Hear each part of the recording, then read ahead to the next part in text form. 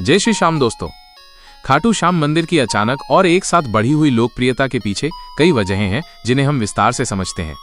ये मंदिर सिर्फ एक धार्मिक स्थान नहीं बल्कि एक आधुनिक चमत्कार की कहानी है जो आस्था, इतिहास और तकनीक के मेल से बनी है।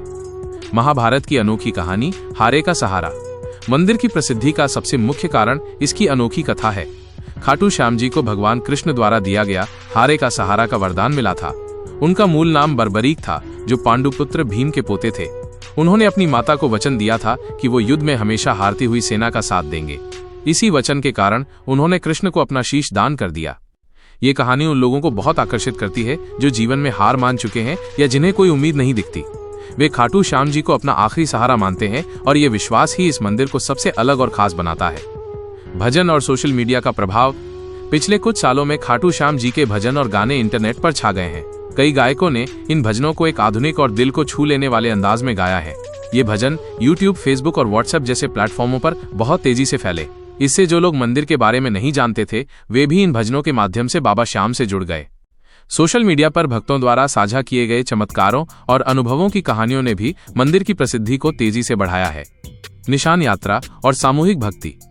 हर साल फाल्गुन महीने में खाटू धाम में एक विशाल मेले का आयोजन होता है जिसमें लाखों लोग हिस्सा लेते हैं। इन भक्तों में से कई लोग निशान यात्रा में पैदल चलकर आते हैं।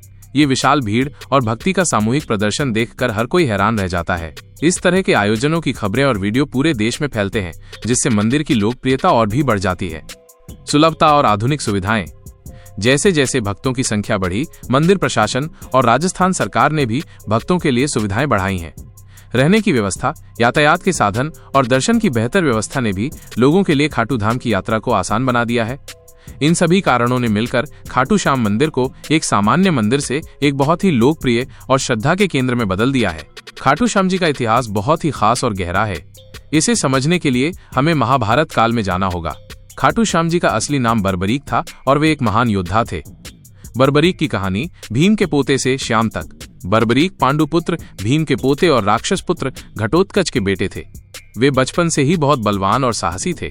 उन्होंने अपनी माता से एक वचन लिया था कि वे हमेशा युद्ध में उस तरफ से लड़ेंगे जो कमजोर हो या हार रही हो। जब महाभारत का युद्ध शुरू होने वाला था तो बर्बरीक अपनी माता के वचन को पूरा करने के लिए युद्ध क्षेत्र की ओर चल पड़े। उनके पास सिर्फ 3 बाण थे, लेकिन वे इतने शक्तिशाली थे कि एक ही बाण से पूरी सेना को खत्म कर सकते थे। भगवान श्री कृष्ण को ये बात पता थी। वे समझ गए कि अगर बर्बरीक ने हार रही सेना का साथ दिया तो युद्ध का परिणाम बदल जाएगा।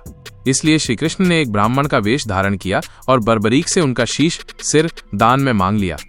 बर्बरीक समझ गए कि ये कोई साधारण व्यक्ति नहीं बल्कि भगवान श्री कृष्ण स्वयं है। उन्होंने बिना किसी हिचकिचाहट के अपना शीश दान कर दिया। इस महान बलिदान से श्री कृष्ण बहुत प्रसन्न हुए।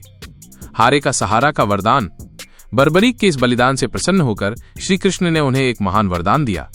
उन्होंने कहा कि आज से कलयुग में बर्बरीक को श्याम नाम से पूजा जाएगा और जो भी व्यक्ति जीवन में हार चुका होगा या जिसके पास कोई सहारा नहीं होगा, बर्बरीक उसका सहारा बनेंगे। यही कारण है कि खाटू श्याम जी को हारे का सहारा कहा जाता है। राजस्थान के सीकर जिले में स्थित खाटू धाम वही जगह मानी जाती है जहां उनका शीश मिला था और आज भी यहां भक्तों की भीड़ रहती है। ये कहानी हमें ये सिखाती है कि चाहे हम कितनी भी मुश्किल में हो, बाबा श्याम हमेशा हमारे साथ हैं। अगर आपको ये वीडियो पसंद आया है तो इसे लाइक करें। ऐसे और वीडियो देखने के लिए चैनल को सब्सक्राइब करें। क्या आपके पास कोई सवाल है? नीचे कमेंट में जरूर पूछें। आप इस विषय पर और क्या जानना चाहते हैं, हमें कमेंट्स में बताएं।